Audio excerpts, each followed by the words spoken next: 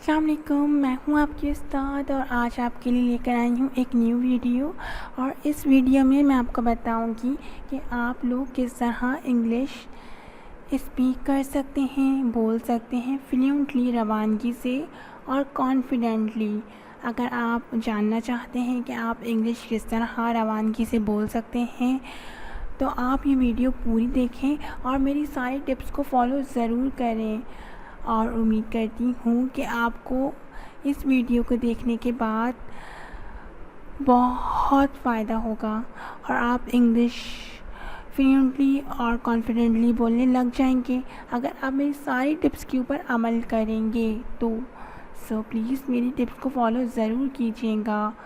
अगर आपने अभी तक मेरा चैनल सब्सक्राइब नहीं किया प्लीज़ नीचे दिए गए रेड कलर के बटन के ऊपर क्लिक करके सब्सक्राइब भी कर लें और मेरी आने वाली हर वीडियो की नोटिफिकेशन हासिल करने के लिए साथ में बेल के आइकन के ऊपर भी क्लिक कर दें। तो चलते हैं आज की वीडियो की तरफ।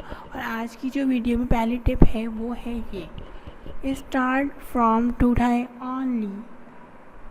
आज से बल्कि अभी से अंग्रेज़ी में बोलना शुरू कर दीजिए।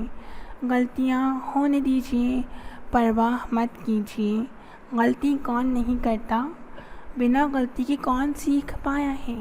जी हाँ दोस्तों, अगर आप इंग्लिश कॉन्फिडेंटली और फ्लुएंटली बोलना चाहते हैं तो आपको आज से नहीं बल्कि अभी से इंग्लिश बोलना शुरू करना होगा। चाहे आप गलत बोलें चाहे आप सही बोलें, आप ये मत सोचें कि आप गलत बोल रहे हैं या फिर सही बोल रहे हैं। जब तक आप गलती नहीं करेंगे तब तक आप इंग्लिश नहीं सीखेंगे और आप जितनी ज़्यादा इंग्लिश बोलेंगे आप उसके अंदर उतना ज़्यादा कॉन्फिडेंट पैदा होगा कि आप किसी के भी सामने इंग्लिश बोल सकें। जी, अब जो हम चलने जा रहे हैं वो सेकंड टिप है और वो टिप बहुत ही इम्पॉर्टेंट है। Read at least 1 page every day. आपको रोज़ाना 1 पेज रोज़ाना पढ़ना चाहिए किसी न्यूज़पेपर या फिर मैगज़ीन का। आप ऐसा करें, कोई न्यूज़पेपर या मैगज़ीन रोज़ाना घर पर मंगवाना शुरू कर दें या फिर आप ऐसा भी कर सकते हैं ऑनलाइन कोई न्यूज़पेपर या मैगज़ीन रोज़ आप पढ़ सकते हैं।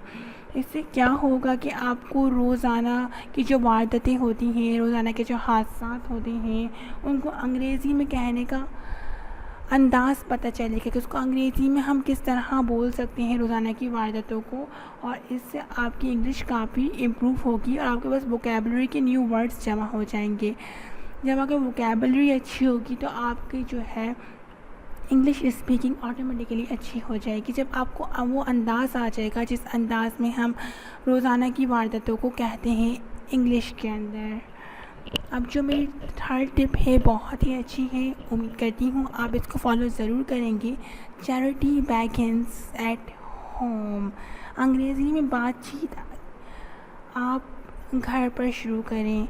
आप घर के ऊपर एक ऐसा टाइम बना लें जिसके अंदर जो है आप सब घर वाले मिलकर इंग्लिश बोलें। 1 घंटा या 2 घंटा जो है, आधा घंटा आप सब लोग बैठें और उस वक्त में जो है आप सब लोग इंग्लिश के अंदर बोलचाल शुरू करें। जब आप इंग्लिश के अंदर बोलचाल शुरू करेंगे रोज़ाना अपने घर के अंदर ही, तो आपके घर के जो लोग हैं उन सब की इंग्लिश भी इम्प्रूव होगी और आपकी भी इम्प्रूव होगी, क्योंकि English comes from environment not from learning. जब तक आप किसी भी ज़बान को सीखना चाहते हैं तो उस ज़बान का एनवायरनमेंट आपको क्रिएट करना होगा। अगर आपने उस ज़बान का एनवायरनमेंट क्रिएट कर लिया तो समझ लें कि आपको इंग्लिश बोलना भी आ जाएगी, इंग्लिश में बातचीत करना भी आ जाएगी, वो भी बहुत ज़्यादा कॉन्फिडेंटली। आप ऐसा कर सकते हैं जैसे कि चैरिटी बिगिंस एट होम। आप एक ऐसा टाइम रखेंगे जिस टाइम में आप जो इंग्लिश बोलेंगे सिर्फ, तो आप उसमें कोई पेनल्टी भी रख सकते हैं। जैसे कि घर में से कोई अगर गलत इंग्लिश बोलेगा तो उसको कुछ ना कुछ कर दिखाना होगा। कोई डांस कर दिखाएगा, तो फिर कोई जिसके पास अपनी ज़्यादा स्पेशलिटी होगी वो कर दिखाएगा, जो आप सज़ा देंगे वो कर दिखाएगा। इससे आपको मज़ा भी आएगा और आपके सब घर वालों की इंग्लिश बहुत ज़्यादा इम्प्रूव हो जाएगी। जो मेरी फोर्थ टिप है वो है बहुत ही अच्छी, news of television in English only. आप घर के अंदर एक ऐसा वक्त मुकर्रर कर लें और एक ऐसा टीवी शो आप चुन लें, कोई न्यूज़ का हो या फिर कोई फ़िल्म हो या फिर कोई टॉक शो हो, कोई ड्रामा हो, वो इंग्लिश में आप जो है रोज़ाना सब घर वाले मिलकर जो है उसको देखें। 15 से 30 मिनट का हो, 1 घंटे का हो, जितना आपको अच्छा लगे।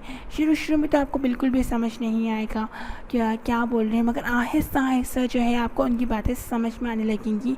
वे ऑफ एक्सप्रेशन समझ में आने लगेगा कि वो क्या बोल रहे हैं, और आपका जो है एक्सेंट बहुत अच्छा हो जाएगा। वो किस तरह बोलते हैं आपको पता लगेगा इंग्लिश, और आपको ये भी पता लगेगा कि आपकी जो वो क्या प्रोनाउंसिएशन है वो एक तो वो अच्छी हो जाएगी, ऊपर से जो है आपकी लिसनिंग स्किल्स अच्छी हो जाएंगी। क्योंकि आप जब भी कभी आप टेलीविज़न इंग्लिश में देखेंगे तो आप समझ पाएंगे कि सामने वाला जो शख्स है इंग्लिश में जो बोल रहा है वो क्या बोल रहा है। अब मैं चलती हूँ 4th टिप की तरफ, वो भी बहुत अच्छी है। Think in English if you wants to speak English. English में ही सोचें अगर आप इंग्लिश बोलना चाहते हैं। जैसे कि बहुत से लोग क्या करते हैं, पहले ही तर्जुमा करने लगते हैं माइंड के अंदर, बट इट्स रॉन्ग। आपको चाहिए कि आप इंग्लिश में सोचें अगर आप इंग्लिश बोलना चाहते हैं। जब आपने इंग्लिश में सोचना शुरू कर दिया तो आप डेफिनेटली इंग्लिश बोलना भी शुरू कर देंगी। मेरी जो 4th टिप है वो भी बहुत अच्छी है। Be in the company of English speaking people.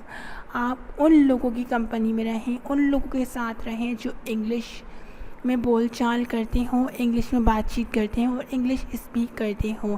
जब आप ऐसे लोगों की कंपनी में रहेंगे जो इंग्लिश स्पीक करते हैं तो आपको इंग्लिश सुनने को मिलेगी, और आप इंग्लिश एनवायरनमेंट में रहेंगे और आपको इंग्लिश में बातचीत करने को भी मिलेगी। तो इससे क्या होगा, आपकी इंग्लिश बहुत ज़्यादा इम्प्रूव होगी, लिसनिंग स्किल्स भी इम्प्रूव होंगी और स्पीकिंग स्किल्स भी इम्प्रूव होंगी। उम्मीद करती हूँ ये सारी टिप्स आपको बहुत पसंद आई होंगी, और अगर पसंद आई हैं तो प्लीज़ मेरे चैनल सब्सक्राइब करें, मेरी वीडियो को लाइक करें, और कोई और वीडियो अगर रिक्वेस्ट करना चाहते हैं तो वो भी मुझसे कर सकते हैं। अपना बहुत ख्याल रखें, मुझे दुआ में याद रखें। अल्लाह हाफ़िज़। कोई कन्फ्यूजन हो तो कमेंट करके पूछ सकते हैं, कोई बातचीत करना चाहते हो तो जी हाँ वो भी कर सकते हैं। facebook.com/आपकी उस्ताद मेरा फेसबुक पेज है, वहाँ पे जाकर आप मुझसे बातचीत कर सकते हैं। अपना बहुत ख्याल रखें। अल्लाह हाफ़िज़। वीडियो को लाइक और शेयर करना बिल्कुल भी ना भूलिए।